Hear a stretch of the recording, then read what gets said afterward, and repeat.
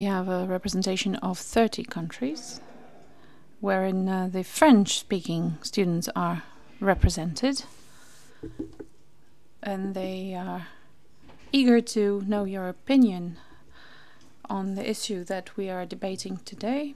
But I have also told our students that we are holding a conference here, and it is in the framework of that conference that Mr. President has agreed to come to our college. This conference is related to a research project that Natolin has been undertaking for a number of years on the 3 Ukrainian revolutions. And right now you can ask all sorts of questions. And we will start, perhaps, because it's very important for us to have a trace of what is the Ukrainian subject matter and the contribution of President Hollande to the peacemaking process during the crisis of 2013-14. And in particular, you probably all know, the French president was the author, in fact, of the solution, the institutional solution, the Normandy format, which was then called by journalists this way. It didn't function this way from the beginning. It was called Normandy model, and then it was called by Mr. Ashty Normandy format. But what interests us here is this machinery, how this came about, who and why. And perhaps we will start with this question. Could you describe? You've already done it, I know, but could you please go into more detail? Okay, I give you the floor, Mr. President. First of all, thank you very much for this invitation. I was convinced by Georges Ming to come here. I was persuaded to come here. This morning I doubted because I didn't see any students. But this afternoon, right now, I'm reassured there are students after all in this college. So welcome all of you, and the French group. I understand that it's the most numerous group. This is good, that French students come here to this college in Poland to understand well what is the issue at what we call the east of Europe and in the partnership with the West. Traditionally, France had enough issues domestically and both externally in the south to not actually pay too much of an attention at what was happening in the east of Europe. We had, and I'm talking about my predecessor, we had accepted approved the enlargement. We had understood that this was the only way, even if there were other projects of the European Confederation, but that was the only way to actually have all the countries integrated that geographically and historically belonged to Europe. We also understood economically what this could also mean in terms of our mutual interests, but we, the French, were, people responsible for the French politics, were still quite far distant from what this part of Europe was going through. And then the revolution in Maidan was necessary so that we could take responsibility. Back in 2014, there was a revolution, but at the same time, a direct intervention of Russia with the annexation of Crimea and the civil war, which separated Ukraine into two parts. And I consider that even though we were asked to intervene in 2013 in Mali, and we were preoccupied at the time with what was happening in Syria, with the actions of Bashar, France was also needed as a party taking steps towards the solution. The relations between the countries of the G8 and Russia had deteriorated considerably because the union that was estimated in Sochi was cancelled, and a G7 was reconstituted and without the Russian president. And 1 month later, there was a ceremony of the Normandy embarkment anniversary, and a meeting was provoked between Poroshenko, the newly elected Ukrainian president, and the Russian president. A meeting was organized between them, and the framework in Normandy was thought to be particularly useful because it obliged Putin to acknowledge something that he did not want to acknowledge, but also obliging France and Germany, which actually wanted to be associated with this operation, to embark on a discussion that could later on lead to an agreement. This formula was useful and was effective because in September 2014 the agreement was signed, then it got deteriorated, and we were left in a position of distance versus Russia.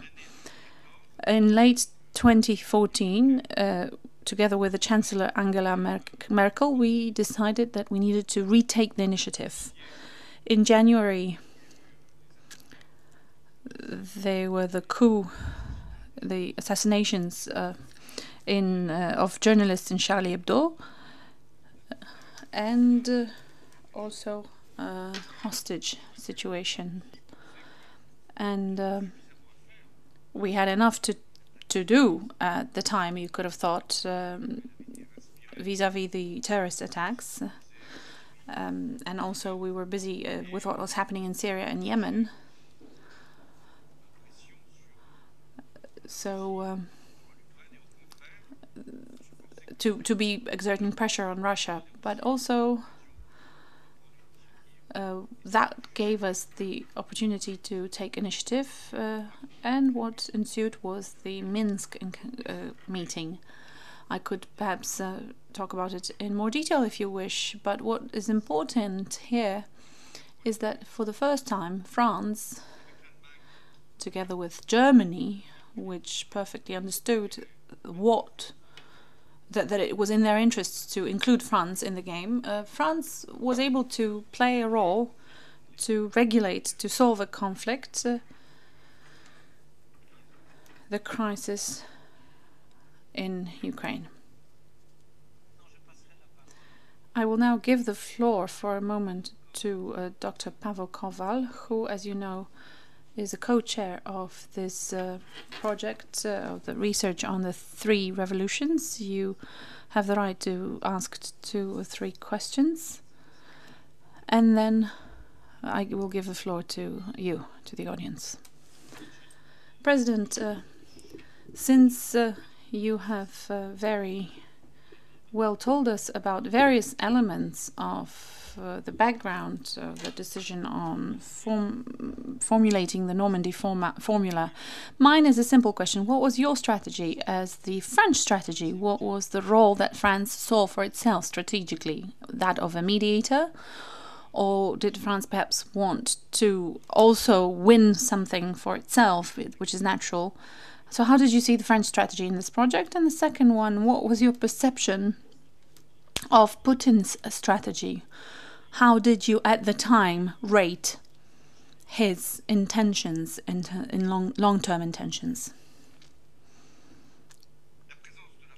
The presence of France was not founded on any interests, not economic or neither economic or strategic. It was only founded on the interest that was that of a higher interest to seek peace and security, and it is for that reason that we were a possible partner in that framework. Germany had a former relation with Ukraine because Germany had always considered that Ukraine should enjoy a special status. Hence the pressure that Germany exerted in favor of an association agreement for Ukraine, which was then postponed. And that happened because the Ukrainian president refused to validate the association agreement that was produced by Maidan in November 2013. So Germany wanted Ukraine to be associated with the European Union, and up till then France was more prudent, was more cautious, knowing the risks that could entail. Russia could accept France, and Ukraine had no reason to reject France, because I had met with Poroshenko, Klitschko, and the third partner of the ultimate coalition even before the presidential election, so I was able to establish a rapport based on trust with Poroshenko. Why did Germany want France? Perhaps that was a personal interest of Angela Merkel. She did not want to be face to face with Putin. She thought that maybe she wanted to have some support, reinforcement, and other country other than just Germany participating in the negotiations. What did Putin want? He had several objectives. The first one, accepting Minsk, knowing that there were steps taken towards an agreement, because meeting at that level entailed preparations that were later fruitful. What he wanted was to be reintroduced in the international community. He thought that thanks to the Minsk agreement, he was going to be able to be reintegrated in the international negotiations, especially G8. He wanted to become again a respectable actor on the international arena. That was his first primary interest. The second objective that he could have had in mind, and that he had obtained, in fact, was to gain time, to buy time for the ceasefire, because he wanted to have a territorial advantage, and he wanted the separatists to be able to conquer territory. And the third possible objective that he might have had was to create a situation in Ukraine on which he would have been able to base for subsequent number of years. And he knew at the time that it was not going to be easy on the part of Ukraine to in fact implement that which we are experiencing right now. That's why the Minsk process, the Normandy format ensued. There were 4 reasons. But if we take into account what in fact happened later, there was another objective, which was to stabilize the Ukrainian front, to better open the Syrian front several months later. I'm not going to ask personal questions because I feel that we don't have enough time. But for those of you who are entering the room, let me inform you that this is a side meeting for the conference, and the official agenda will be continued afterwards. I encourage the students, because that is the main purpose of this side event, to formulate questions. And it would be best if they were related to the main element, and that is the description of both the personal mission of President Hollande and the mission of France and the purpose of the Normandy format. Okay, let's ask the students to ask questions. Please present yourself and describe the country of your origin. Who would like to take the floor?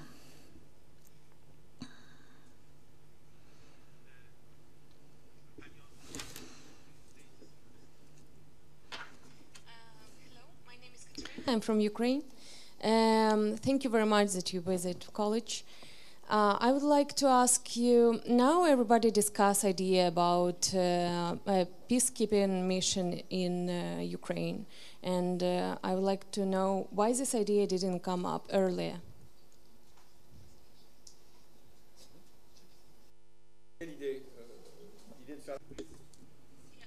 Now everybody discuss about peacekeeping mission in Ukraine, in the border between Ukraine and territories that we don't control. Why is this idea just discussing now? Thank you.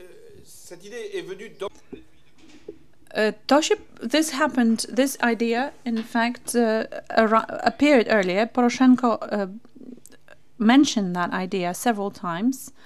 There were UN peace forces, specifically, that were able to be sent, to be deployed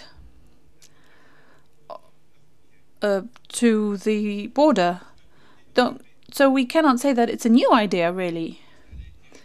But this idea was rejected at the same time by Putin and by myself, because I couldn't see who could constitute that mission, and I couldn't at the time point my finger to anybody that Putin would accept at the time, because there needed to be a deliberation of the Security Council, so Russia would have needed to accept it. I would have preferred a different solution, less powerful one, which was to precipitate the OSCE action and send them over there. But this is a good idea to retake the idea of the peacekeeping mission. Let's hope that Russia will accept it. Bonjour, Monsieur le Président. Je m'appelle Louis, je suis étudiant. Good afternoon, Louis, French student. I wanted to ask you a question. This morning you mentioned the important response to the Russian menace. Do you think that the presence of the President of the European Council or another representatives at the Minsk negotiation would have been an additional measure, given that he would have represented 28 member states, because this crisis, in fact, concerned directly the European Union and its integrity? Definitely, this was possible, that it could have been neither France nor Germany, but the President of the European Council and the High Representatives. But this is not what Russia wished.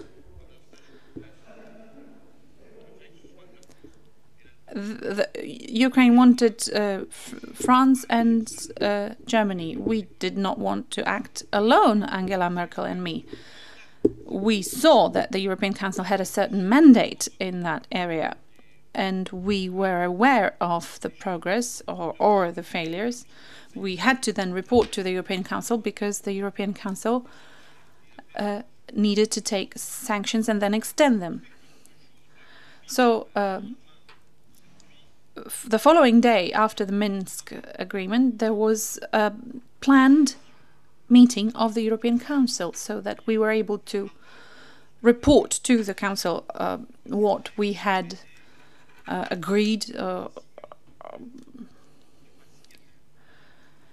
and signed, which allowed us to use this meeting to exert pressure on Vladimir Putin, because there still wasn't any agreement that had been signed, and the separatists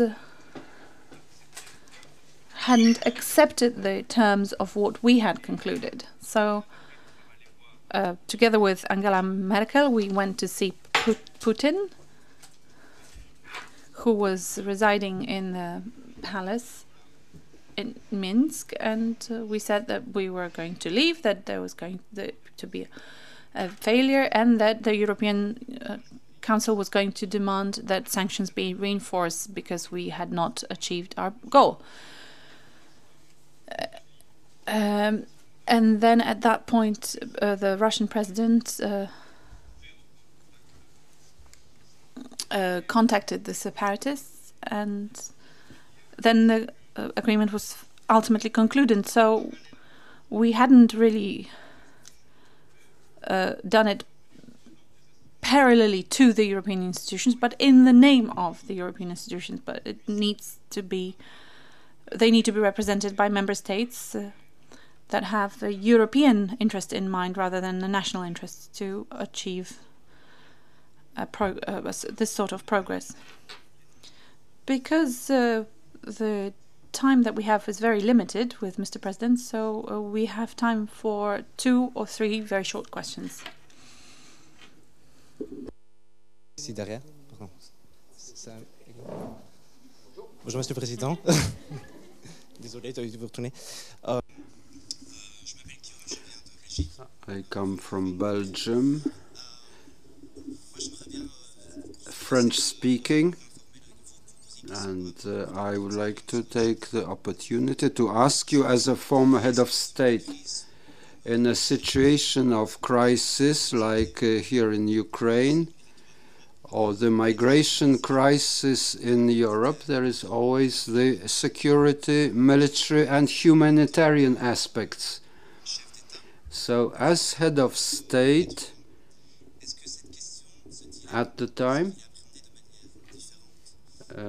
was this issue perceived any differently from the humanitarian and security aspect?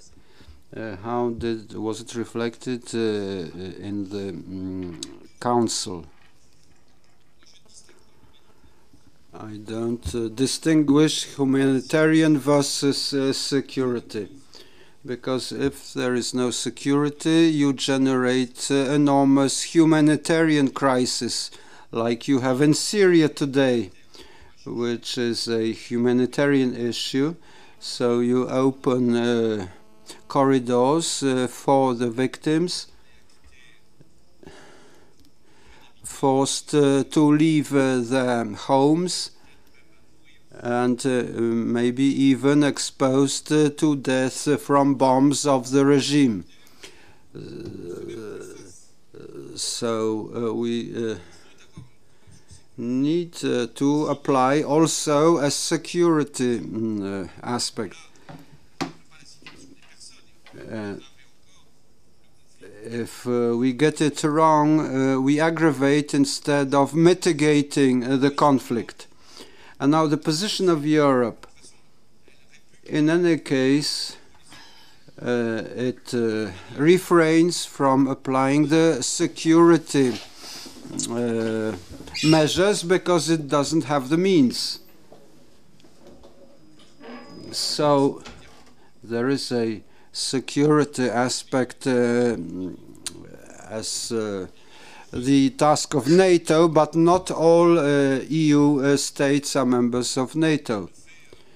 And Europe, if it acts in Africa, it operates independently. So, given membership of NATO in this case, although NATO provides a defense framework, we still need a capacity for intervention and for defense. And in the face of the refugees crisis, if we wish to protect the people who unfortunately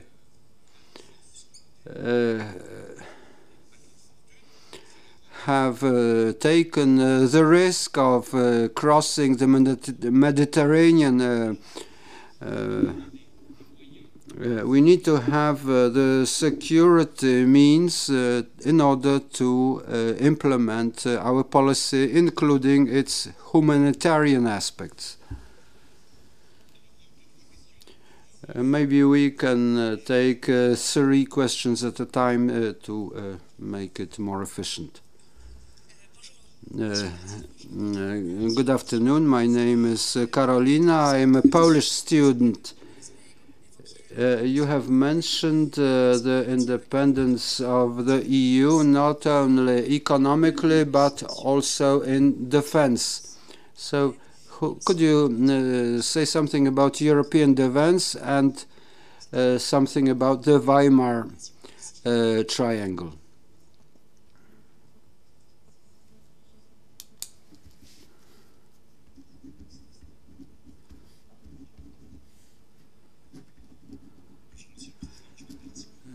Good afternoon. I am a French student at this college.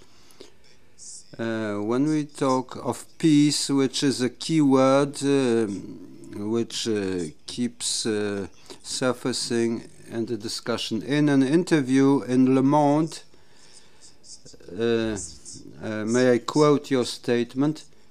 If Russia is menacing us, it ought to be menaced in return. This is a very strong statement.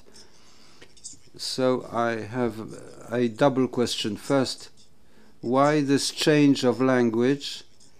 And second, what about the means of countering a threat by threat on our side?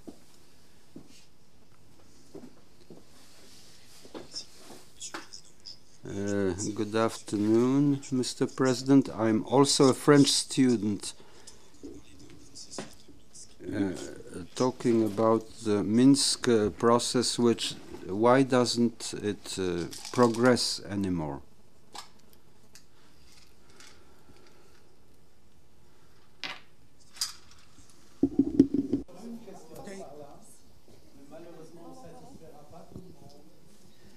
Bonjour, Monsieur le Président.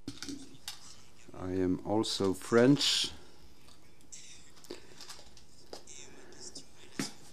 My question is, given that Russia has played in its cards in Donbass and in Crimea, is there what is the option for more closeness between EU and Ukraine in this context? Well, what about the process of Minsk? The question, why doesn't it work? Well, because we need to exert pressure on the actors for it to progress. And it's not just Russia, it's also Ukraine. Poroshenko's government has adopted commitments to reform the country. So given the roadmap which was provided there, in order for it to work, the successive stages of the agreement need to be implemented. Whether Russia has a solution in the short term, no. But they should have interest in the midterm. The idea of the Russian president, I suppose, although I can't read his mind, but it's easy to imagine that at some point, we are just before the elections there.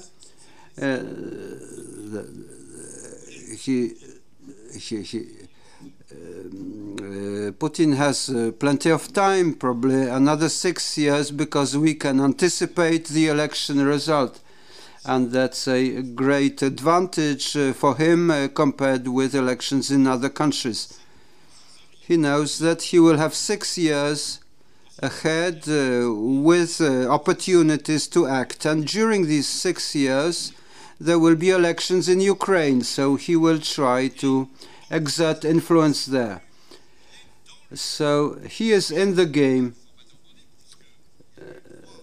including the Minsk format and the 3 meetings which took place afterwards.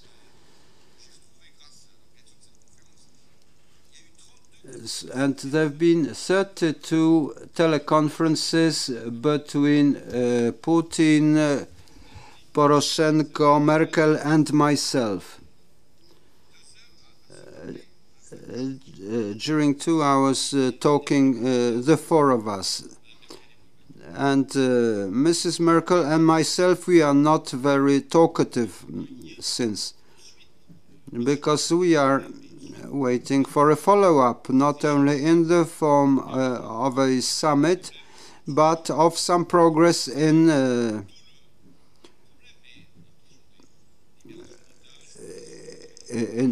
making a solution to the problem. So these talks have been useful in solving particular specific situations in the country, but thanks to this process, Mr. Putin is in contact with the French president and the German chancellor. As for your question concerning defense and my interview to Le Monde, Europe does have a certain defense policy. There are agreements, there are exchanges.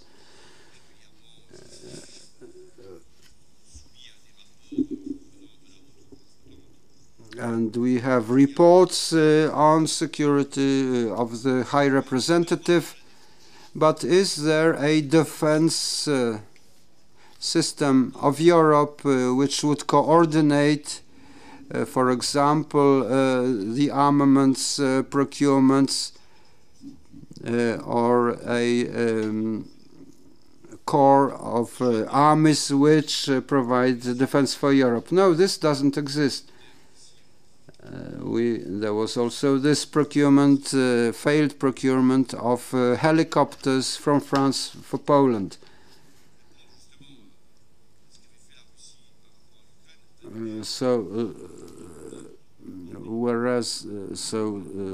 We had to cancel a commitment to sell helicopters to Poland.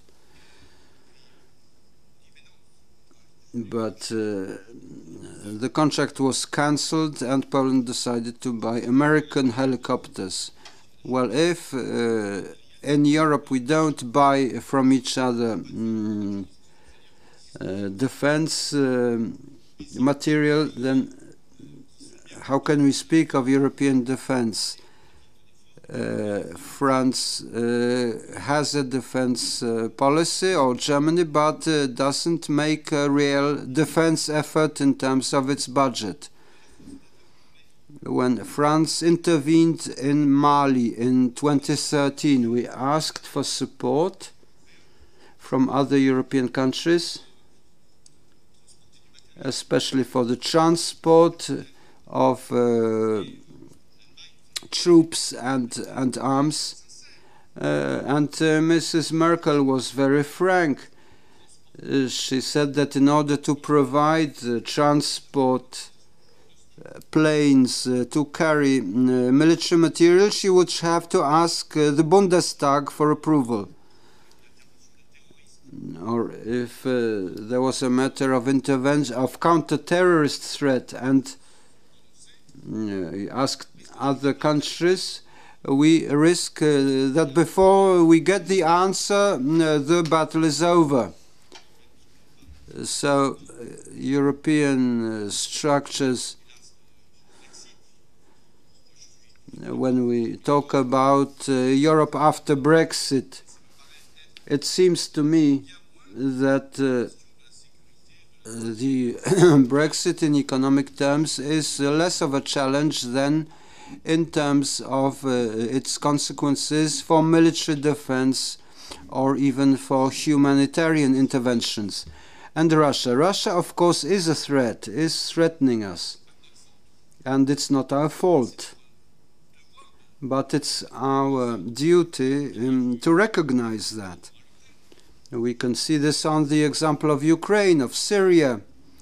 In Syria, it's Russian planes which support Bashar Assad.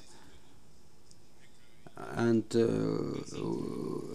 we see also how Russia is arming itself, it's developing its arms, it is even prevented.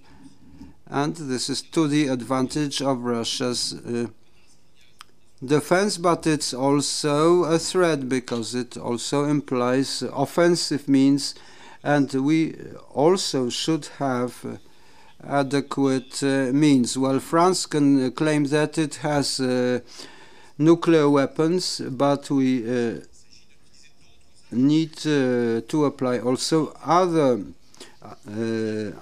arms, economic, political, but also military. We don't want an arms race, but nevertheless we need to recognize the realities of the world. What Russia is doing, a strategy regionally but also globally, forces us also to have a strategy. And Europe should understand, here in the East, close to Russia, it's probably clear that there is, apart from Russia, there are also other actors in the world. What happened in Libya and Syria in the years 2013, 2014, my colleagues at the European Council said, yes, very well, that France is doing what it's doing in France, that it is in the coalition in Syria and Iraq, that's very good, but other states, other countries were not very much concerned to be involved.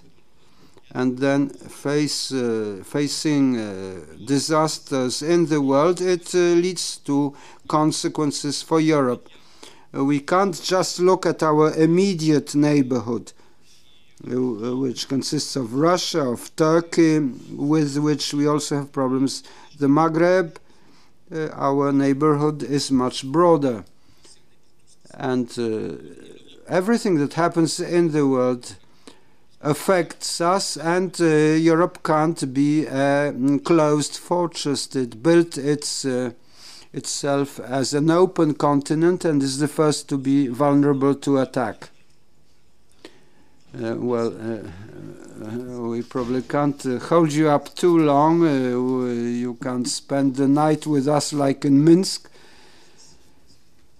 So the conference will continue, and in the name of all the students, may I thank you very much for joining us, for sharing your views, and for the discussion. On my part, let me inform that we make just 3 minutes technical break, which will be followed by the next session concerning the Crimea. And very, very warm thanks to the President for joining us.